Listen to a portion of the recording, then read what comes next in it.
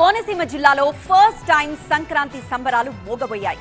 పోలీసుల చర్యలతో కోడిపందాల బరులు వెలవెలబోయాయి.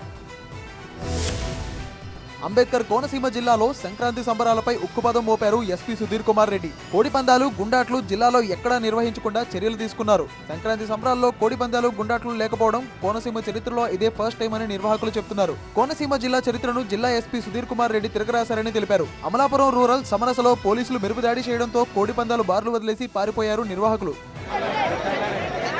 జిల్లాలో పలు చోట్ల సేమ్ సీన్ రిపీట్ అయ్యింది. జిల్లా ఎమ్మెల్యేల హామీలతో యుద్ధ ప్రాతిపదికన రాత్రికి రాత్రే బరులు ఏర్పాటు చేశారు నిర్వాహకులు. గుండాట్లు ఆడిన వారిపై కఠిన చర్యలు తీసుకుంటామని జిల్లా ఎస్పీ హెచ్చరిక నేపథ్యంలో ఎక్కడా కనిపించలేదు గుండాట్లు. కోడి పందాల దగ్గర గుండాట్లు లేకపోవడంతో బరుల వద్దకు జనం రాకపోవడంతో బరులు వెలవెలబోయాయి. దీంతో కోనసీమ చరిత్రలో తొలిసారిగా కోడి పందాలను వదిలేశారు నిర్వాహకులు. ఎస్పీ చర్యలపై స్థానిక నేతలపై జిల్లా వాసులు అసహనం వ్యక్తం చేస్తున్నారు. ప్రజాప్రతినిధుల మాటలను పోలీసులు లెక్క చేయకపోవడంతో నేతలు తీరును తప్పుపడుతున్నారు. జిల్లా మంత్రి విశ్వరూప్తో సమావేశం తర్వాత కోడి పందాలు, గుండాట్లు ఉంటాయంటూ వాగ్దానాలు చేసినా అవి అమలు కాకపోవడంతో నిరాశ చెందారు ప్రజలు.